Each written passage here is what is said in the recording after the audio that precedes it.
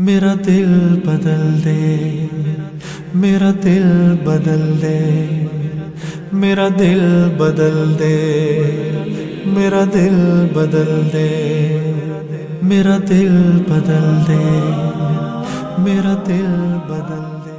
الحمد للہ رب العالمین والصلاة والسلام علی رسولہ محمد خاتم النبیین وإمام المتقین وقائد الغر المحجلین وعلى آلہ واصحابہ اجمعین، اما بعد فاعوذ باللہ من الشیطان الرجیم، بسم اللہ الرحمن الرحیم۔ وَيَضْرِبُ اللَّهُ الْأَمْثَالَ لِلنَّاسِ لَعَلَّهُمْ يَتَفَكَّرُونَ، صدق اللہ العظیم۔ وقال النبی صلی اللہ علیہ وسلم، ان لکل دین خلقا وخلق الاسلام الحیاء۔ حضور علیہ الصلاۃ والسلام نے ارشاد فرمایا، ان لکل دین خلقا، کہ ہر دین اور ہر مذہب کی ایک خاص بات ہوتی ہے، ہر مذہب کی اور ہر دین کی ایک خاص نشانی، ایک خاص علامت اور خاص پہچان ہوتی ہے۔ وخلق الاسلام الحیاء، اور اسلام کی پہچان حیا ہے۔ اسلام کی خاص بات جو اسلام کو دوسرے ہر مذہب سے ممتاز کرتی ہے، اور جو اسلام کی پہچان ہے، علامت ہے، جس سے اسلام کو پہچانا جاتا ہے، وہ خصلت اور وہ نشانی حیا ہے۔ ایک حدیث کے اندر حضور علیہ الصلاۃ والسلام نے ارشاد فرمایا، الایمان بضع و70 شعبہ، کہ ایمان کے 70 سے زیادہ شعبے ہیں۔ فافضلها قول لا الہ الا اللہ، سب سے افضل شعبہ ایمان کا وہ لا الہ الا اللہ ہے۔ وَأَدْنَاهَا إِمَاطَةُ الْأَذَىٰ عَنِ الطَّرِيقِ، اور سب سے کم ترین شعبہ ایمان کا یہ ہے کہ راستے سے تکلیف دہ چیز کو ہٹانا۔ راستے میں گزرنے والے لوگوں کو جن چیزوں سے تکلیف ہوتی ہے، جس سے پریشانی ہوتی ہے، ایسی چیزوں کو رستے سے ہٹا کر رستے کو صاف کرنا، لوگوں کو سہولت اور آسانی فراہم کرنا، یہ ایمان کا سب سے کم ترین درجہ ہے۔ اور پھر آگے آپ نے فرمایا، وَالْحَيَاءُ شُعْبَةٌ مِّنَ الْإِيمَانِ، اور حیا بھی ایمان کا ایک اہم ترین شعبہ ہے۔ یعنی اس حدیث میں حضور علیہ الصلاۃ والسلام نے ایمان کے 3 شعبوں کا تذکرہ کیا۔ ویسے تو آپ نے فرمایا کہ 70 سے زیادہ شعبے ہیں،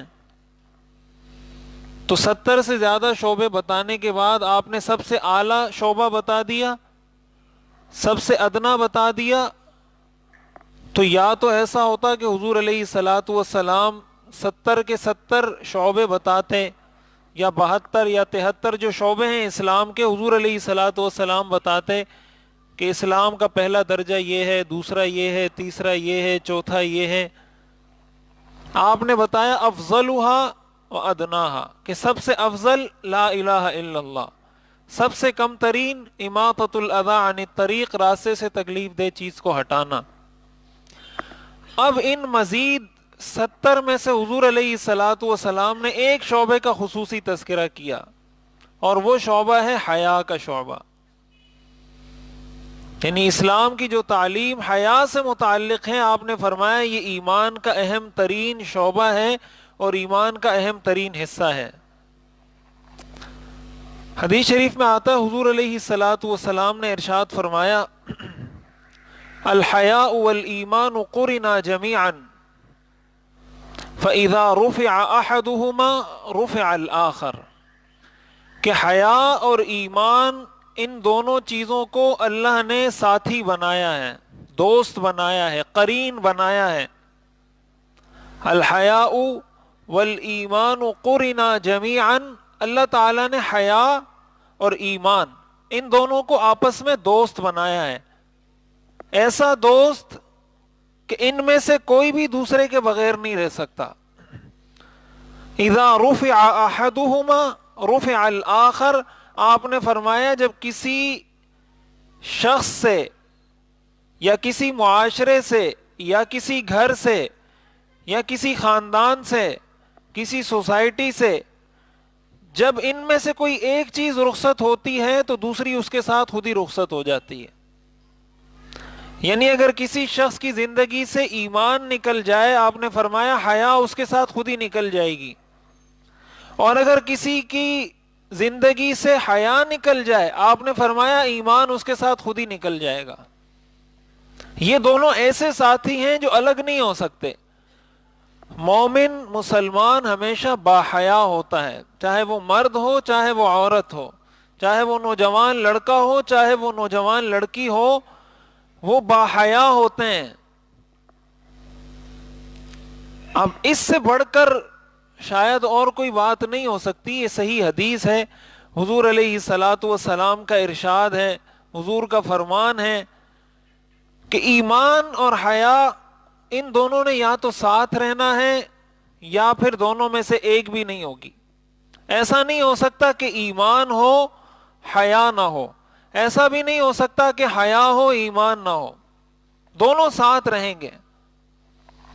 اب ان احادیث سے یہ بات بہت اچھے طریقے سے واضح ہو جاتی ہے کہ اسلام کی نظر میں حیا کی کتنی اہمیت ہے. اور حیا کا مطلب کیا ہوتا ہے؟ حیا کا مطلب یہ ہوتا ہے کہ انسان کو اللہ سے بھی حیا آنی چاہیے، انسان کو اپنے رسول سے بھی حیا آنی چاہیے، انسان کو اللہ کے فرشتوں سے بھی حیا آنی چاہیے، انسان کو اللہ کے بندوں سے بھی حیا آنی چاہیے، انسان کو اپنے آپ سے بھی حیا آنی چاہیے. حیا کا مطلب ہوتا ہے کہ اللہ تعالیٰ نے ایک ایسی صفت، ایک ایسا ملکہ انسان کی ذات میں پیدا کیا ہے جس کی وجہ سے انسان اچھے کام کرتا ہے، برے کاموں سے رکتا ہے.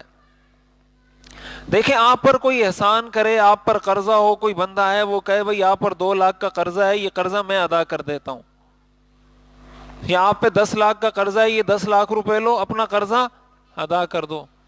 کل کو وہ آپ کو کہے کہ یار میں نے لانڈی تک جانا ہے، آپ ذرا مجھے لانڈی تک میرے ساتھ چلے جاؤ، تو اس کو آپ انکار نہیں کر سکتے. اگر وہ بندہ جس نے آپ کا قرض ادا کرنے کے لیے 10 لاکھ روپے آپ کو ویسے ہی دے دیے، کل کو اگر وہ آپ کو آ کر کہتا ہے یار میں نے لانڈی تک جانا ہے میرے ساتھ ذرا چلو، تو آپ اس کو یہ نہیں کہہ سکتے کہ یار میں نہیں جا سکتا، یا میرے پاس ٹائم نہیں ہے، یا میں مصروف ہوں. کیوں؟ یہ جو آپ اس کو انکار نہیں کر پا رہے، یہ حیا کی وجہ سے نہیں کر پا رہے. اگر حیا نہ ہوتی تو آپ اس کو کہہ دیتے بھائی میں نہیں جا سکتا لانڈی، آپ جائیں اپنا کام کریں. لیکن اگر حیا ہوگی تو آپ کو پتا ہے کہ یہ بندہ میرا محسن ہے، اس نے میرے ساتھ احسان کیا، اتنا بڑا بوجھ میرے سر سے اتارا ہے، آج اگر اس کا اتنا کام پڑ گیا ہے کہ یہ مجھے کہہ رہا ہے میرے ساتھ وہاں تک چلے جاؤ، تو حیا آپ کو مجبور کرے گی، حیا آپ کو مجبور کرے گی کہ آپ یہ اچھا کام کریں اور برے کام سے بچیں. اسی طرح کل اگر کوئی ایسا موقع آتا ہے کہ آپ کو ایسا موقع ملتا ہے کہ آپ اس شخص کو نقصان پہنچا سکیں جس شخص نے آپ کو کل 10 لاکھ روپے دیے تھے، آپ کو کوئی کہتا ہے بھائی جا کے اس کو تنگ کرو، یا اس کو گالی دے کر آؤ، یا اس کے بچے کو مارو، یا اس کو تھپڑ مارو، تو آپ اس کو کہو گے بھائی میں تو کم از کم یہ کام نہیں کر سکتا. کیوں نہیں کر سکتا؟ اس لیے کہ کل اس نے مجھے 10 لاکھ روپے دیے ہیں، کل اس نے اتنا بڑا احسان کیا، آج جا کے میں اس کے بچے کو کیسے تھپڑ ماروں، آج جا کے میں کیسے اس کو گالی دوں، لوگ کیا بولیں گے کہ یار اس نے اس کے ساتھ کیا کیا اور یہ جواب میں کیا کر رہا ہے. یہ حیا ہے، اس کو کہا جاتا ہے حیا. حیا انسان کو اچھے کام پر آمادہ کرتی ہے، برے کاموں سے انسان کو خود روکتی ہے. حدیث شریف میں آتا ہے حضور علیہ الصلاۃ والسلام نے ارشاد فرمایا، صحیح بخاری کی حدیث ہے، ان مما ادرک الناس من کلام النبوۃ الاولی اذا لم تستحی فاصنع ما شئت. آپ نے فرمایا ہمیں نبوت کی پہلی باتوں میں سے جو باتیں ہمیں ملی ہیں ان میں سے ایک اہم بات یہ ہے، اذا لم تستحی فاصنع ما شئت، کہ جب تم میں حیا نہ رہے تو جو چاہو کرو. یہ صحیح بخاری کی حدیث ہے.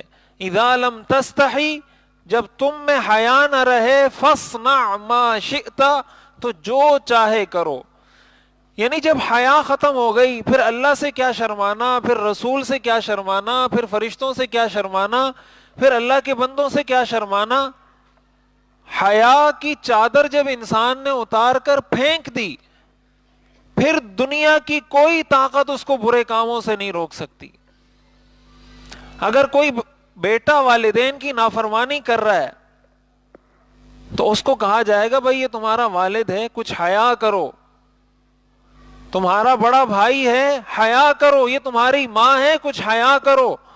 یہ تمہارا پڑوسی ہے، کچھ حیا کرو. لیکن اگر وہ یہ کہے کہ حیا ہے ہی نہیں مجھ میں، پھر کیا کہیں گے آپ اس کو؟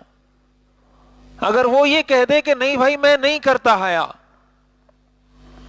یہ حضور کے اس فرمان کا مطلب ہے کہ جب حیا نہ رہے، فاصنع ما شئت، پھر جو چاہے کرو. پھر دنیا کی کوئی طاقت آپ کو نہیں روک سکتی، کوئی قانون، کوئی سزا دنیا کی نہیں روک سکتی اگر یہ چیز اندر سے نکل جائے. اللہ تعالیٰ نے انسان میں یہ چیز فطری طور پر پیدا کی ہے، اور ہر فطرت سلیمہ رکھنے والا شخص اللہ تعالیٰ نے اس کو یہ نعمت دی ہے. یہ الگ بات ہے کہ انسان ایسے ماحول میں رہے، ایسے دوستوں کے ساتھ رہے، ایسی صحبت میں رہے جس کی وجہ سے اس کے دل سے اس چیز کی اہمیت ختم ہو جائے تو بعد میں اس کو پتہ نہیں چلتا. لیکن اللہ تعالیٰ نے اپنی طرف سے ہر بندے میں یہ حیا کی فطرت ودیعت کی ہے. یہ فطری چیز ہے. ایک جانور میں بھی حیا ہوتی ہے، انسان تو اشرف المخلوقات ہے. کتے کو کوئی ہڈی کھلاتا ہے، کوئی گوشت کھلاتا ہے، وہ وفادار بن کر دم ہلاتے ہلاتے پیچھے چل رہا ہوتا ہے. بھائی وہ تمہارے پیچھے چل رہا ہے، اس کے پیچھے کیوں نہیں چل رہا؟ اس لیے کہ ایک ہڈی اس کو دی تھی، ایک گوشت کا ٹکڑا اس کو کھلایا تھا. اس میں اتنی حیا ہوتی ہے کہ یہ میرا مالک ہے، یہ مجھے کھلاتا ہے، تو وہ اس کے پیچھے پیچھے دم ہلاتا ہوا پھرتا رہتا ہے. اللہ تعالی ہمیں دن رات کھلا بھی رہا ہے، پلا بھی رہا ہے. ہمارا ایک ایک سانس اللہ کی وجہ سے ہے. جب اللہ چاہے گا اس نعمت کو روکنا تو دنیا کی کوئی طاقت اس کو پھر چلا نہیں سکتی. یہ آنکھوں کی نعمت، کانوں کی نعمت، سانس کی نعمت، ایک ایک نعمت اللہ کی ایسی ہے کہ ہر نعمت انسان کو اس بات پر آمادہ کرتی ہے. حدیث شریف میں آتا ہے حضور علیہ الصلوۃ والسلام نے ارشاد فرمایا استحیوا من اللہ حق الحیاء، اللہ سے ایسے حیا کرو جیسے اللہ سے حیا کرنے کا حق ہے. 10 لاکھ روپے والے سے جتنی حیا کرتے ہو، جس اللہ نے یہ سارا جسم دیا ہے، جس اللہ نے یہ سارا خاندان دیا ہے، ماں باپ دیے ہیں، یہ سارا سب کچھ دیا ہے، تمہارے کھانے پینے کا نظام تمہیں مہیا کیا ہے، اس اللہ سے کتنی حیا کرنی چاہیے. اس کی نافرمانی کرتے ہوئے انسان کو کتنا ڈرنا چاہیے.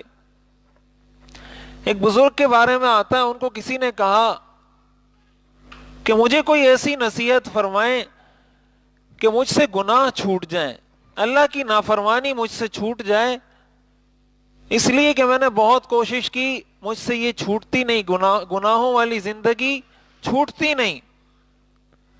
اس بزرگ نے جواب میں کہا ایسا کرو کہ جب گناہ کرنے لگو تو پھر یہ طے کر لیا کرو کہ میں اللہ کی نافرمانی کر رہا ہوں، اللہ کا رزق نہیں کھاؤں گا، اللہ کا رزق نہیں کھاؤں گا. اس نے کہا یہ کیسے ہو سکتا ہے؟ اللہ کا رزق نہیں کھاؤں گا تو کیا کھاؤں گا؟ مر جاؤں گا. تو انہوں نے کہا اچھا اگر یہ نہیں کر سکتے تو یہ کر لو کہ بھائی میں گناہ کروں گا لیکن ایسی جگہ پہ کروں گا جہاں اللہ مجھے نہ دیکھ رہا ہو، کم از کم اللہ سے چھپ کے کر لینا. اس نے کہا یہ کیسے ہو سکتا ہے؟ اللہ سے کون چھپ سکتا ہے؟ وہ تو علیم بذات الصدور ہے، اس کو تو دل کے وساوس، دل کے خیالات کا پتہ چل رہا ہوتا ہے اس بندے کے دل میں بھی کیا خیال آ رہا ہے. یہ کیسے ہو سکتا ہے کہ میں کسی ایسی جگہ پہ چلا جاؤں جہاں مجھے اللہ نہ دیکھ رہا ہو؟ تو یہ ساری باتیں اس بزرگ نے اس کو بتائی کہ بھائی اگر اس کا رزق کھانا بھی نہیں چھوڑ سکتے، اس سے چھپ کر بھی گناہ نہیں کر سکتے، تو کم از کم ایسا کر لو کہ جب گناہ کرنا ہو تو اللہ کی زمین کو چھوڑ کر کسی اور جگہ جا کے گناہ کر لینا. ایسی جگہ جانا گناہ کرنے جس کو اللہ نے پیدا نہ کیا ہو. کم از کم یہ تو نہیں کہا جائے گا کہ یار اللہ نے زمین دی، اسی کی زمین پر اسی کی نافرمانی کر رہا ہے. اس نے کہا یہ کیسے ہو سکتا ہے، میں تو جہاں بھی جاؤں گا، ہوا میں بھی جاؤں گا، زمین پر چلوں گا، جہاں بھی ہوں گا وہ اللہ کی پیدا کردہ مخلوق ہے. تو بزرگ نے کہا کہ بھائی جب اللہ کی زمین کے علاوہ کہیں جا نہیں سکتے، اللہ کے رزق کے علاوہ کچھ کھا نہیں سکتے، اللہ سے اپنے آپ کو چھپا نہیں سکتے، تو پھر اللہ کی نافرمانی کیسے کر لیتے ہو؟ کیسے اللہ کی نافرمانی کر لیتے ہو؟ تو اس لیے ہمیں اپنی زندگی پر غور کرنا چاہیے. معاشرے میں اس وقت ہو یہ رہا ہے کہ یہ جو حیا والی صفت ہے یہ آہستہ آہستہ نکالنے کی کوشش کی جا رہی ہے.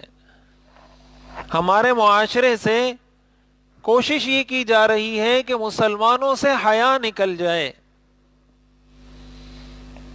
جب انسان میں حیا نہیں رہے گی پھر وہ اللہ کا نافرمان بنے گا، اپنے پیغمبر کا نافرمان بنے گا، اپنے مذہب سے دور جائے گا.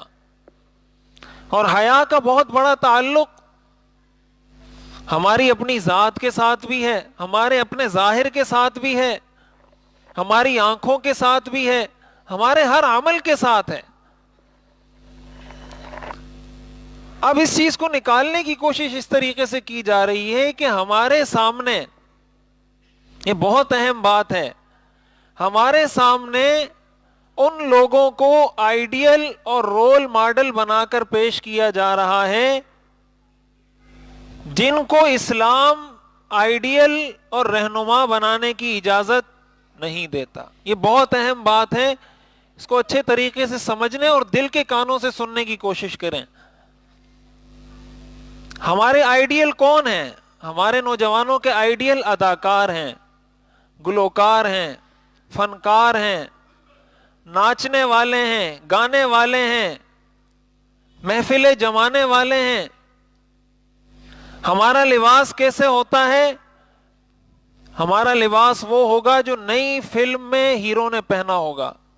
ہماری خواتین کا لباس وہ ہوگا جو کسی نئی ریلیز ہونے والی فلم میں کسی ہیروئن نے پہنا ہوگا. ہمارے نوجوانوں کی شکل و صورت، ان کی ظاہری حیت، ان کی وضاقتہ، ان کا لباس وہ ہوگا جو ان کو فلموں میں دکھایا جا رہا ہے، جو ان کو ڈراموں میں دکھایا جا رہا ہے. پہلے کہا جاتا تھا بھائی داڑھی رکھیں تو لوگ کہتے تھے یار یہ مشکل کام ہے کافی. آج کل داڑھیوں میں بہت سارے فیشن آ گئے ہیں اور وہ فلموں ڈراموں میں آئے ہیں. کسی نے اس طرح اس کو کھینچ کے بڑا کیا ہوا ہے، کسی نے یہاں سے اس کو یوں بڑا کیا ہوا ہے، کسی نے یہاں سے اس کو کھینچ کے بڑا کیا ہوا ہے. عجیب و غریب شکلیں بنائی ہوئی داڑھیوں کی. لیکن آپ ماڈرن سے ماڈرن لوگوں کو دیکھیں، ان کو آپ کو ملیں گی اسی طرح کی داڑھیاں انہوں نے بنائی ہوئی ہیں. اپنے پیغمبر کی سنت کا جب کہا جاتا تھا بھائی داڑھی رکھ لو تو مشکل ہو رہی تھی. آج کسی اداکار نے رکھ لی تو ہمارے نوجوانوں نے اسی طرح کی داڑھیاں رکھنا شروع کر دی. کیا منہ دکھائیں گے ہم اپنے آقا کو؟ کس کی شفاعت کے انتظار میں بیٹھے ہیں؟ یہ اداکار ہماری سفارش کریں گے؟ یہ گانے والے ہماری سفارش کریں گے؟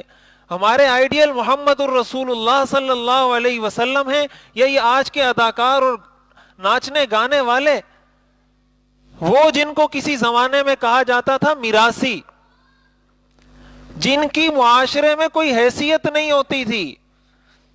معاشرے میں، گاؤں میں ان کے خاندان کو نچلا خاندان سمجھا جاتا تھا.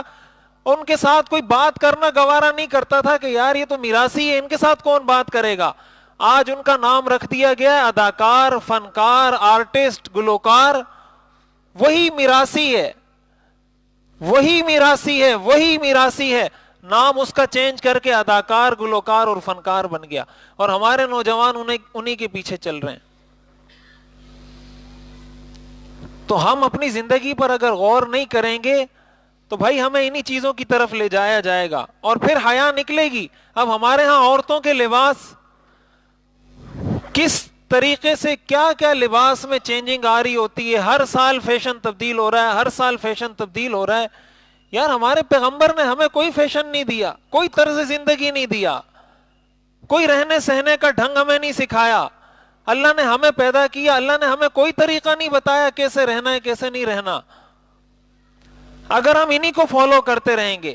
حضرت فاطمہ رضی اللہ تعالی عنہا، ان کی حیا کا یہ عالم تھا کہ جب ان کی وفات کا وقت قریب ہوا، حضرت اسماء بنت عمیس رضی اللہ تعالی عنہا ان کے پاس گئیں تو حضرت فاطمہ رونے لگیں. ویسے تو ہم بڑی مثالیں دیتے ہیں نا، آل بیت آل بیت آل بیت، تو ان کو فالو کون کرے گا بھائی؟ صرف نام لینے سے، نعرے لگانے سے جان چھوٹ جائے گی ہماری.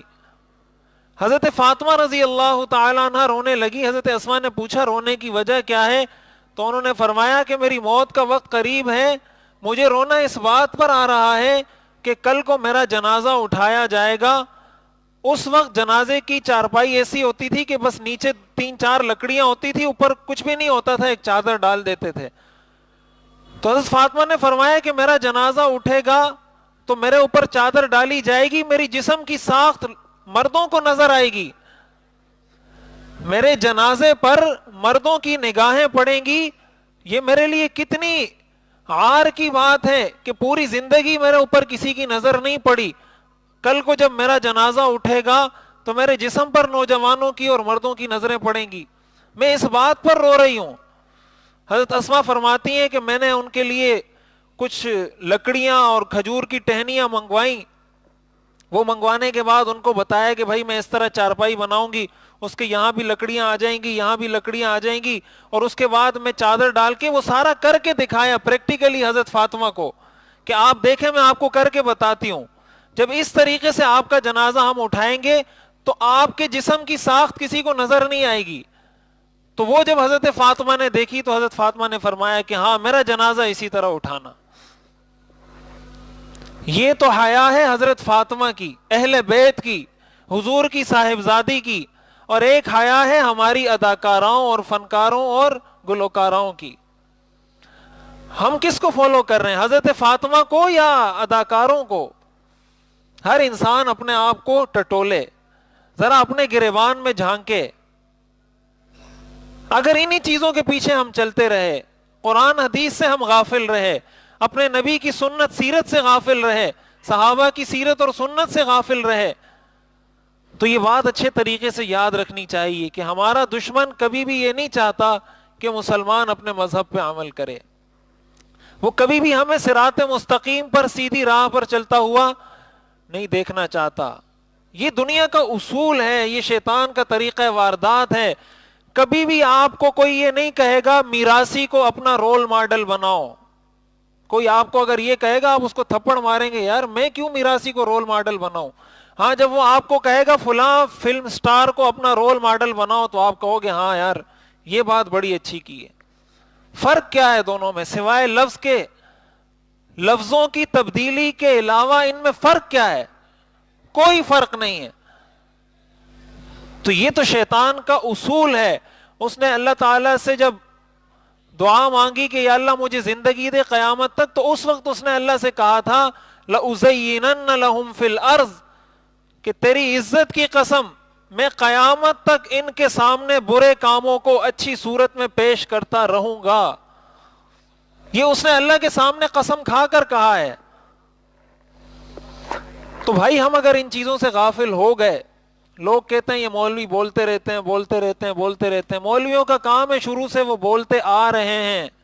جو عمل کرے گا ان احسنتم احسنتم لانفسکم وان اسأتم فلہا، اچھا کرو گے اپنے لیے کرو گے، آپ کی اچھائی سے مجھے کوئی پیسے نہیں ملیں گے، میرا کوئی بینک بیلنس نہیں بڑھے گا، میری کوئی کوٹھی نہیں بن جائے گی آپ کے اچھے عمل سے.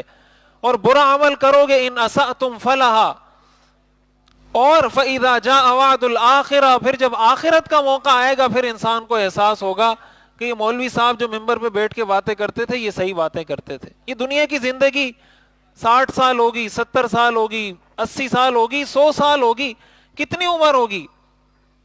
آخرت کی زندگی ہمیشہ ہمیشہ کی زندگی ہے. اس کے لیے اگر تیاری کر کے نہیں گئے تو اللہ تعالیٰ قیامت کے دن پوچھے گا الم یاتکم رسل منکم، کیا تمہارے پاس میرے رسول نہیں آئے تھے، میرا پیغام پہنچانے والے نہیں آئے تھے؟ وہ کہیں گے قالوا بلا، یا اللہ آئے تھے، ولیکن حقت کلمۃ العذاب علی الکافرین، لیکن ہماری بدبختی آئی ہوئی تھی، لو ان لنا کرۃ فنکون من المؤمنین، ایک دفعہ ہمیں دوبارہ دنیا میں بھیج دے، ہم مولوی صاحب کی ساری باتیں مانیں گے۔ تو یہ محض ہمدردی، نصیحت، خیرخواہی، ایسی اللہ کے لیے ہمدردی آپ سے کوئی بھی نہیں کرے گا جیسی ہمدردی آپ سے اللہ اور اللہ کے رسول نے کی ہے۔ اور مولوی صاحب آپ کو اللہ اور اس کے رسول کا پیغام پہنچاتا ہے، بس اور کچھ بھی نہیں کرتا۔ جو قبول کرے گا، وہ کہتے ہیں نا جو دے اس کا بھی بھلا اور جو نہ دے اس کا بھی بھلا۔ ہمارا تو کام ہے صدا لگانا، وما علینا الا البلاغ، ہمارا کام ہے پہنچانا، ہم نے پہنچا دیا، ہم اللہ کے سامنے بری الذمہ ہیں کہ یا اللہ آپ کے قرآن کا، آپ کے رسول کا پیغام تھا، آپ نے ذمہ داری لگائی تھی کہ پہنچانا ہے، ہم نے پہنچا دیا۔ یہ ہر بیان کے آخر میں اسی لیے کہا جاتا ہے وما علینا الا البلاغ۔ تو ہمیں ان چیزوں پر غور کرنا چاہیے، اللہ تعالی ہمیں عمل کرنے کی توفیق عطا فرمائے۔ وما علینا الا البلاغ وآخر دعوانا ان الحمدللہ۔ میرا دل بدل دے، میرا دل بدل دے، میرا دل بدل دے، میرا دل بدل دے۔